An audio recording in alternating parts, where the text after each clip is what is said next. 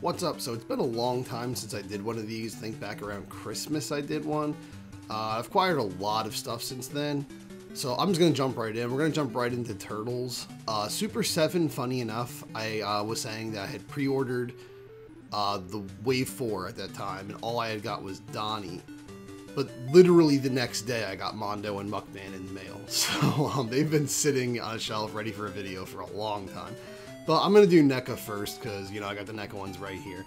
So the only NECA 2-pack I've gotten since then, or NECA set at all that I've gotten since then, is the Antrax and Scumbug one, which really surprised me last year when they announced this, because these are characters that, you know, most of my life nobody knew except for like me and maybe other like die-hard Turtles fans. But your average Turtles fan doesn't know who the heck, you know, Antrax is. And it really shocked me that all of a sudden now, not only does everyone know who Antrax and Scumbug are, but everyone knows about the episode Night of the Rogues, which came out like years after people weren't even really watching Turtles that much anymore. So it's just kind of weird how that's become one of the most like fondly remembered episodes when it's really like an afterthought of the series. It's just strange to me that like NECA's making so much stuff for that episode, and it's just bizarre. But anyway, we got Antrax and Scumbug. I'm going to talk about Antrax first. Antrax is actually a really cool figure. He looks really nice and clean when you look at him up close. All the paint's really nice. He's all unique parts. He's all well sculpted. Actually, some of the gold on the arm's a little messed up here and shredding off, but for the most part, he looks nice. I do think the anatomy is a little weird. I think from the side, he looks really cool. Like, his face looks awesome. But when you look at him head on, I don't know what it is. His head looks a little big. He looks a little like he has a big forehead and far apart. He looks a little babyish, kind of. I don't know how to describe it. He still looks cool, but I think he looks cooler from the side than he does from the front. But he also has like a really long torso and like little itty bitty legs at the bottom. Like he's like a Legend of Zelda Wind Waker character, which is like, it looks a little off. I think his legs should be a little longer and his torso maybe a little shorter. Maybe the head slightly smaller. But in general, Antrax is definitely the star of the 2-pack. I think Antrax is awesome. They did a really good job. Even now, like the little knife he had in the vintage figure, the little dagger, I should say, is actually an accessory he can hold now and you can take out of the sheath. So that's really cool. He's more just like a NECA version of the vintage figure, if I'm being honest, than he is like a cartoon show figure, because he doesn't get to do much of anything in the cartoon show. I didn't even know he was in it when I was a kid. But the other part of the 2-pack is Scumbug. And Scumbug looks cool. But I do have to say, I was never really that crazy about his cartoon appearance, because you can tell with Scumbug, the artists for the cartoon show just looked at the vintage figure, because he was in the cartoon years after the vintage figure. They looked at the vintage figure and just drew what they saw. They just copied it. They might have even traced it for all I know. And they didn't clearly know what a lot of the details on him were. Like his midsection is a bunch of like weird, flabby, blobby guts. And that's not actually what the vintage one is. If you actually look at the detail, he has like little pincers, like, you know, folded up on his stomach. And I believe he actually has more of like just a, you know, striped roach kind of belly. So that's kind of weird. He's just got kind of like this fat, blobby, gross looking, I don't know what it is, like what they thought his belly was. They just saw a bunch of lumpy detail, didn't know what it was, didn't take the time to actually look at it, and just, you know, drew a cloud on his stomach. It's just weird. And then they sculpted it here and it looks really weird. Another thing that's really strange is they made like the red, you know, like armor on his head. Like, you know, like roaches, you know, they have like a shell. They're like armored on the back. They made it a brain. Like it's sculpted like it's his brain on here. I don't know if you can see that in it's coming up on the camera, but they gave him like an exposed red brain with antennae coming out of his brain. It's really weird. I don't know why they made that a brain. It clearly isn't on the vintage figure, so I don't know why they did that. It's really bizarre. Also, his shells is this hollow piece You can see it's just plugged into his back in there, but it's like blue on the inside, like the back of his shirt. It's...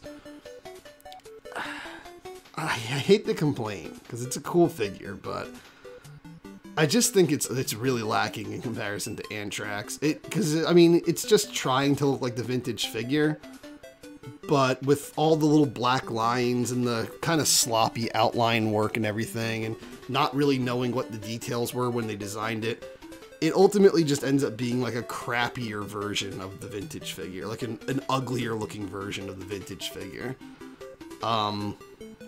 So, like, it is cool, but when your figure is just a downgrade from the vintage one, just with more articulation, it's not the greatest. Especially since these two characters, it's cool to get them, but they're not what I think of when I think of the 87 cartoon. You know, I think of them in the toy line, the Vintage Playmates line, but not really for the cartoon, because I didn't see them in the cartoon as a kid. They came so late. The show acted like they were already introduced, even though they never were. And they were just, you know, sidelined in an episode that was already full of a ton of villains. So, they weren't my favorite 2-pack. Antrax is definitely the winner. And there has been a lot of NECA news recently for the Toon line. We just had what would be Toy Fair, and we learned about a ton. I already have Zack the Fifth Turtle and Smash pre-ordered, and I already have the Rock Soldier Infantryman and the Crooked Ninja Turtle gang member.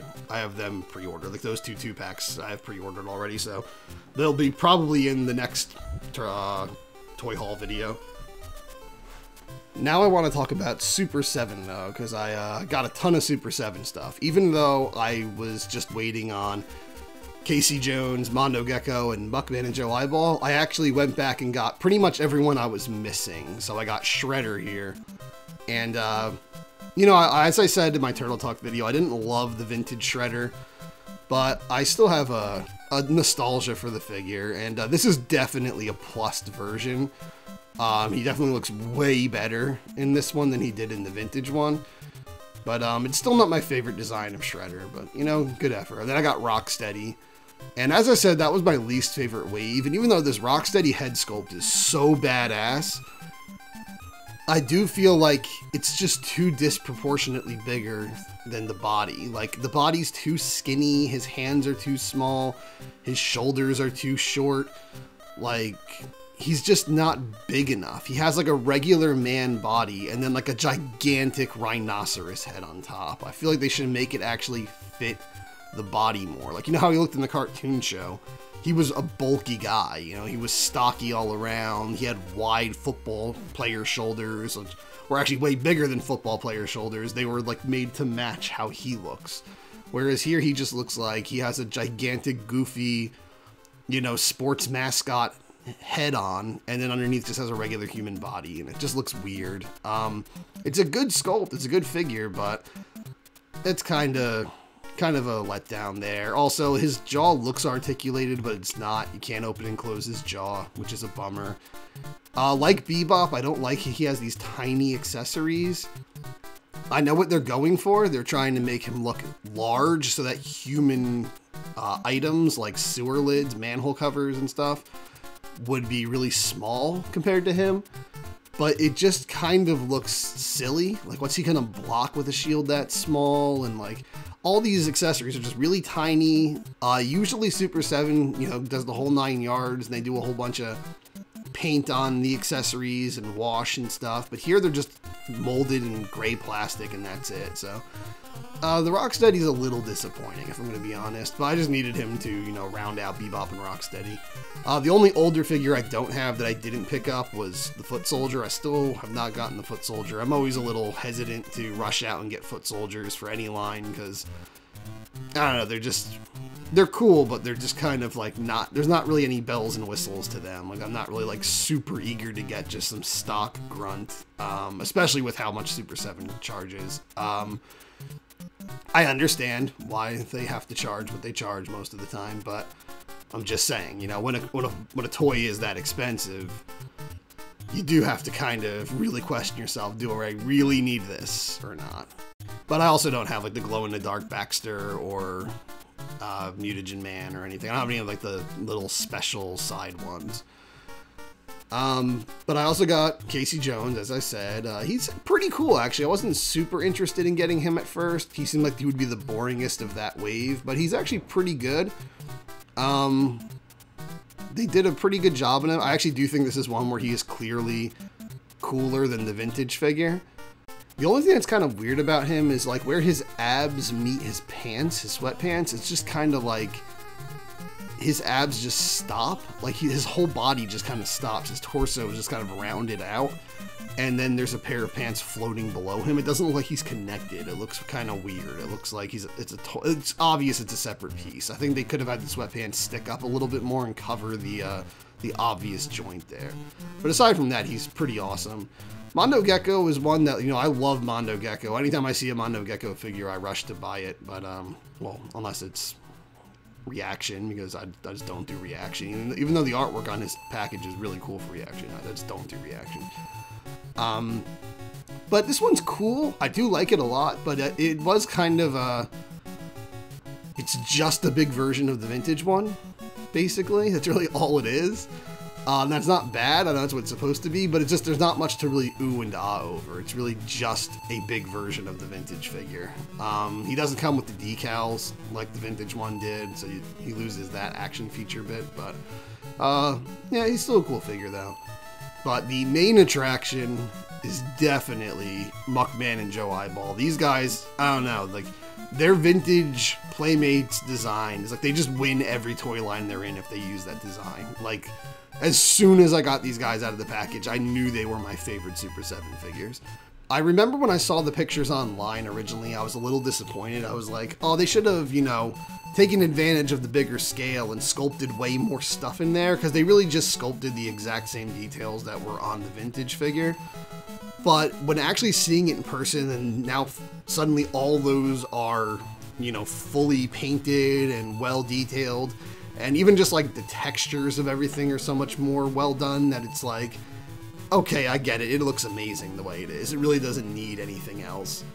The only two possible complaints I could have is one that's exclusive to my copy, probably, and then one that's just a general one. Neither one is that big a deal, but the one that's exclusive to my copy is, you can see the way the eyeballs were painted. They clearly just put black paint, and then they put the kind of glossy white or yellow paint over that. And it looks really cool. I like how the eyes are all real shiny. But in Joe Eyeball's, well, eyeball, you can see that they didn't really put quite enough of the white glossy paint on. So you can see some spots where the black is bleeding through. And then the other overall complaint I have, which isn't that big, but I do kind of wish there was a little bit of paint to the bugs all over Muckman. Like if the wings of the flies were white, and then maybe like the eyes were green or red or something. But aside from that, he's really just perfect. I love this figure. I gave him his own. He's the only one so far that gets a shelf all to himself. So aside from Super 7 and NECA, I actually picked up some vintage turtles. Only one figure, but it was almost two. I finally got a hold of Super Shredder.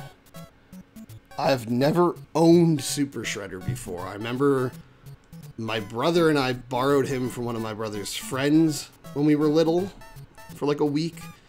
And we just kind of looked at how cool he was. And I distinctly remember a day sitting in the upstairs hallway where all the bedrooms were, with all the doors closed and lights off. It was really dark, and so he looked kind of extra creepy, and just like checking out the figure and looking at how cool he looked. I didn't realize back then, because I didn't own Slice and Dice Shredder, but he has the exact same body as Slice and Dice Shredder. It's kind of lame, but they did the same thing with Toka and Slash.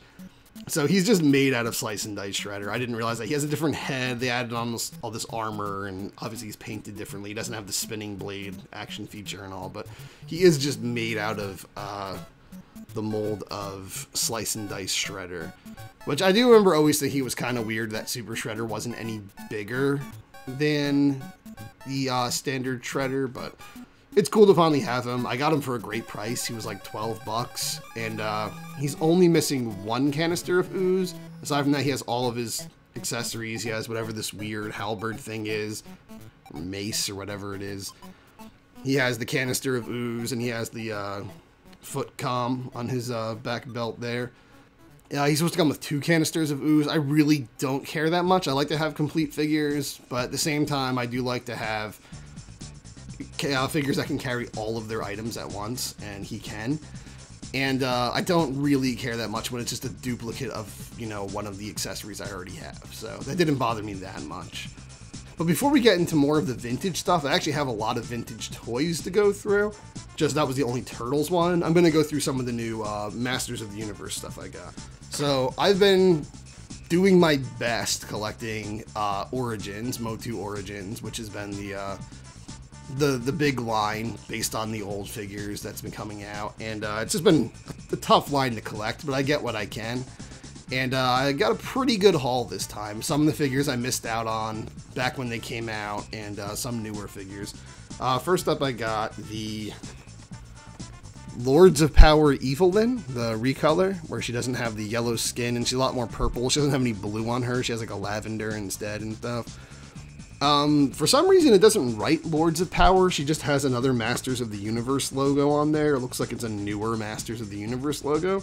I don't know if they're considering this like 2000X Evelyn, but it shows her with all the Lords of Power ones on the back, so I find it weird. It doesn't specify that she's Lords of Power Evelyn. I think it is supposed to be 2000X Evelyn, honestly, but I don't know for sure. But I actually still don't have the original Evelyn, so it's pretty cool to get this one. And this one has the better knees. The one based on the vintage one has those weird knees they were giving the female figures at first that just look horrible. But I also got Battle Armor He-Man and Battle Armor Skeletor. I wasn't able to find these guys when they came out, but I went to a Target, I want to say, and they just had both of them there. So that was cool, because I was wanting these big deluxe sets. The deluxe ones are really cool, but I just couldn't find them. Unfortunately, Battle Armor He-Man's like package is kind of ripping open, and I like to keep these mint on card just because I'm not a big mint on card collector. But as I've said, for Origins, I already have the vintage figures out. I already have the Super 7 Filmation ones loose, so it's like I figured, why have the same figures out more or less like 3 times in a row? So like I'll just keep these ones on card. The temptation to rip them open is pretty strong sometimes though, because some of these figures are really cool, especially the vehicles. But here are 2 more deluxe sets. I finally got the one that got away, Mosquitor, who I saw in a Target and didn't pick up recently. I was able to find him again and grabbed him for sure. And then I got Clamp Champ, who's awesome. I actually don't have either of these guys' vintage figures. I've never owned Mosquitor. I don't believe we had Clamp Champ when I was a kid, but these are awesome figures, so I was glad to get these. And I got a few vehicles. We've got the Wind Raider. This one was used in the cartoon a lot, so cool to get this one. It looks pretty awesome. It's very similar to the vintage one, but it has little upgrades here and there. And I do like how a lot of these good guy ones come with little stands that you can like build on the Castle Grayskull, so you can kind of have a gigantic display piece. I actually don't have Castle Grayskull from this line, and I don't take these out of the packages, but if you did, you can make a gigantic Castle Grayskull display piece, because also I got Stridor, and he comes with like a little tiny stable piece, which is cool. I freaking love the colors and stuff, like the artwork on these packages, by the way. They're freaking beautiful. But yeah, you could put these all together and attach them to Castle Grayskull and have like a gigantic Castle Grayskull playset. It's pretty awesome. But yeah, Stridor is very cool. This is honestly a huge upgrade from the vintage one, dare I say, because they just, all the articulation they added and everything, and the colors kind of pop more and stuff. But speaking of the vintage one, let's go into the vintage figures I picked up recently. The same day I got my Super Shredder, I picked up Stridor. He did not come with Moss Man, I just happened to have Moss Man in him. But yeah, he's missing only the headpiece that's supposed to go on him, the little helmet. But the price was so good that I just went anyway. I went for him anyway. So, real cool place if you're ever in Sayreville, New Jersey. Paul's Toy Room. Awesome place. Some of the stuff there's not for sale. It's considered a museum as well. It's a little tiny place. But there's always some good finds in there. And he is very reasonable with the prices. He says, like, he doesn't charge based on what they go for online. He charges based on what he paid for them. So he sold a Technodrome for like $100 that was complete, like totally complete to somebody or something. It was insane when he told me that price. Yeah, that's Stridor. I don't have a ton of the vintage vehicles and mounts and all, but slowly getting there. So it's cool to get Stridor. He's in pretty good shape. The vintage Turtles figure I almost got was, I almost for like $6 picked up the alt for Mondo Gecko that I said in my Turtle Talk video I never owned, where he has the black pupils and the blue on his eye. They're the better painted one, not the cheap, crappy Mondo that I've always had. But I realized I actually didn't have my debit card on me when I was in a thrift store and I saw him. At first I was like, oh yeah, get that guy out of the case, I'm going to pick him up and everything. Then I reach into my pocket and I'm like, oh crap. I pull out my wallet and there's nothing in it. There's no card. So I think I was paying for something online or something the night before and needed my debit card number. So I took it out and I forgot to put it back in. But yeah, I ended up not getting him. I came back like the next day and he was already gone. So unfortunately I didn't get that Mondo. But he goes for like 10 to 12 bucks online, sometimes loose, like without his skateboard. So maybe I'll pick him up sometime on there, or maybe I'll just keep waiting and he'll show up again at some point. Speaking of vintage figures, I've been getting some vintage Vendoms recently. Specifically, well, a couple different brands, but one of the ones I've been getting is the vintage Little Mermaid ones from, I believe these are from 1991. They're made by Just Toys, and I have Ariel, Sebastian, Scuttle, and there is a Flounder. That's the final one in the set, but I actually did buy him, but then the seller got back to me and apologized, said like, I actually can't find Flounder, so would you like anything else in my collection? I looked through her collection and she actually had a ton of awesome vintage Little Mermaid stuff, and anyone who follows my channel knows I love the Little Mermaid. And there was just so much cool vintage. I love the vintage stuff, but there's just so much of it, it'd be impossible to collect it. But she had it all for really good prices. There was like a Light Bright, which I don't know if anybody remembers what Light Bright is, but that was really, I remember that vividly from when I was a little kid in the late 80s. They had one where you could do like every character. You could do like, even like, not only like a couple of Ariel and they had one of Triton and Ursula and Flotsam or Jetsam, and like Scuttle and Sebastian and Flounder, and even like really weird ones. They had like Grimsby. Like, it's impossible to find merchandise of Grimsby. I'm so surprised he was on there, but they had everybody. It was pretty cool. And they had like all these like Easter egg dyeing kits that had like little cardboard cutouts you could put the eggs behind that show the characters. And there was another one where you put little wraps around eggs that have the characters all over them. This is a lot of like really cool vintage Little Mermaid stuff. And a lot of it, I was like, oh man, I really want all this stuff, but I'm like, I'm buying the Vendoms right now, I'm buying the Just Toys stuff, so I'm not going to, you know, I can't afford to just go and buy a million things, so I stopped myself from buying any of that stuff, but hopefully I can still get it at some point, because it's pretty cool. But also, not a Vendoms, but also by Just Toys, so it kind of fits in with it, it has the same packaging and everything, is this bubble blower, where it's Ariel, and poor Ariel was the ripper in half and pulled the bubble out. I never really liked cups and products that you open up looking like characters. It always seemed violent and weird to me. It always kind of bothered me. Like, even the description is, remove top with wand attached, pour solution into the body of the figure, dip wand into the body, remove wand and blow bubbles. Like, it just sounds gross. Ew. But it's cool. I do like it. There's actually a cooler bubble one not made by Just Toys that I might pick up at some point. But right now I'm just getting the Just Toys one. So that's the Little Mermaid Just Toys collection so far. I need to get Flounder again at some point. He's the only one I'm missing from the Bendems. Something I actually hate about these though is, you know, I hang them up on like my retail hooks for a display in my room, but they don't hang right. They kind of like hang to the side, and the big one, the bubble one, hangs to the opposite side. So it just ruins my whole display, man. It looks like crap. So that bothers me.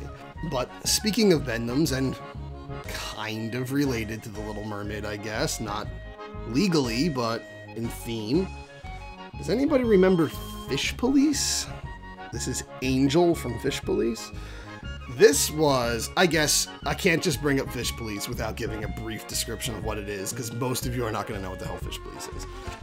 So Fish Police came out in the early 1990s, I want to say 1992, and it was during this big surge of all the networks wanting to get a competitor for The Simpsons, adult cartoons that the whole family can watch. You know, they're animated, so kids will like them, but they're full of adult jokes, sexual content, and stuff like that. Fish Police failed miserably. It was based on a comic. I know, I'm aware it's based on a comic. But it's very different than the comic from what I can gather. But Fish Police failed really hard, and they only aired 3 episodes in America before pulling the plug. 6 were made. I've heard they all aired in Europe. You know, you watch the first episode or two, and you're like, yeah, it's a little rough. The jokes don't really land. The adult jokes seem a bit forced and all, but by the time you get to like the 4th, 5th, and 6th episode, it's actually, you know, it's a pretty damn good show. The animation's phenomenal. The voice acting is great. You got John Ritter playing the main character. Actually, Little Mermaid, like you have Buddy Hackett who plays Scuttle playing Krabby, the cab driver. It's a great voice cast. You have Tim Curry playing Sharkster, I think his name is. Who has the Bendems, but I don't have it yet. I don't have all the Bendems. I only have Angel at the moment, but I want the other 3. Yeah, it's not like laugh out loud funny, but when you consider a lot of the cartoons that came out in like the early to mid 90s, it's definitely not a bad one. There was some garbage. It's better than Street Sharks, let's just say that. It's kind of a shame that it failed. I think it just kind of, the jokes weren't funny enough for adults, and the plots were a bit too adult and boring for the kids. So I think it just didn't really appeal to anybody. I think, because, you know, at that time, adults watching animation was still considered weird. It was still taboo. You were frowned upon if you were an adult who watched cartoons. The Simpsons was kind of the first acceptable one. But I think this one, it might have made people uncomfortable too, because this show is horny. This is like the most overly sexual show ever. Like, all the female characters are just like ultra voluptuous, ultra in super skimpy outfits, huge chests. Like, it's, this toy, as exaggerated as it looks, does not do Angel justice. Angel, let's be frank, Angel's one of the sexiest freaking cartoon characters ever made. The show is like relentlessly sexual. And, you know, they're all anthropomorphic fish mermaid people. So I think that might have made some adults uncomfortable watching it with their kids. Especially the 3rd episode. It's probably the most famous, if anything in that show can be called famous, because it's like a beauty pageant and it's just a bunch of fish boobs. Like, it's a lot of curvy fish ladies and a ton of sex jokes. So I think maybe it's just, it kind of struck a weird chord with people. I think if it had come out a little later, people would have been more accepting of it. I think it just kind of came out a bit too soon. But it was during a time where Hanna-Barbera, who actually is one who made it, was actually doing good animation for a change, because for decades before that, Hanna-Barbera was the company that made crap animation. Stuff like Quick Draw McGraw and Augie Doggy and Doggy Daddy and all that shit that was like barely animated. So this was during a time of like SWAT Cats, where like Hanna-Barbera animation was freaking amazing. And I don't know, I think it's just a fun show. I'm a sucker for, you know, underwater themes and mermaids, sexy mermaids. It's always been a thing. So I'm a sucker for the show already. I love crab characters and stuff like that. So you know, a show about a bunch of fish and stuff is gonna win me over probably anyway. I didn't know about this as a kid though. I think if I saw this show as a kid, I would have had like some crazy sexual core memory of seeing Angel as a kid. But I learned about it later on. A friend of mine showed it to me. He showed me Angel. I was like, dude, you gotta see this. And like showed me a clip of Angel. I was like, what the hell cartoon is this from? But I would like to get the rest of these. There's only 3 others. This and the Little Mermaid one, they only had 4 for their series. I don't know if that's what Bendems did back then generally. They have, you know, Gil, John Ritter, Krabby, and they have Tim Curry's Sharkster.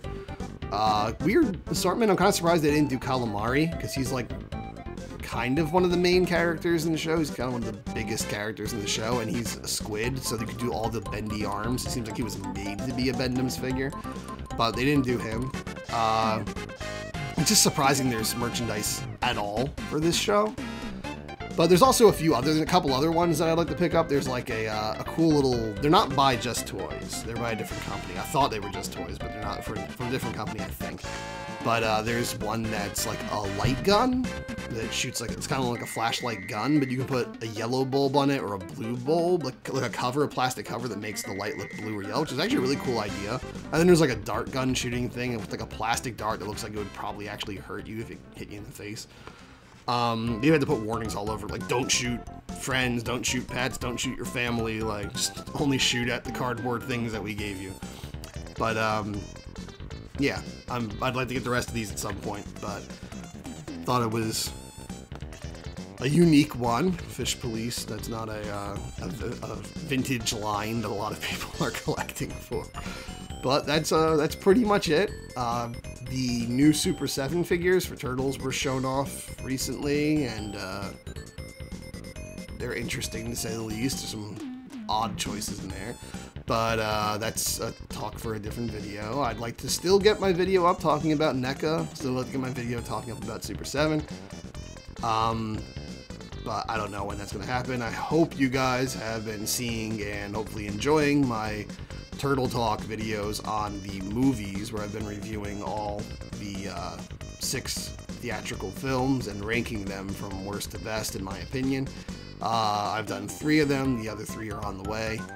And the next wave of Super 7 Turtles, which is wave 5, is supposedly, according to Big Bad Toy Store, shipping this month. So, I'm assuming I'll be getting those before April. Maybe in April at some point they'll actually reach me. But yeah, I'll have those to show off next time, I guess, which is Leo the Sewer Samurai, Leatherhead, Krang, and Ray Fillet. So those should be pretty cool ones. Especially, I think Ray Fillet and Leatherhead are the highlights for me. But anyway, at this point I'm just rambling, so I hope you enjoyed the toy haul. I probably missed something to show off because I've got a lot of stuff recently, but yeah, tune in next time and hope you keep enjoying the channel. Do all the liking and subscribing and the sharing and the bell stuff.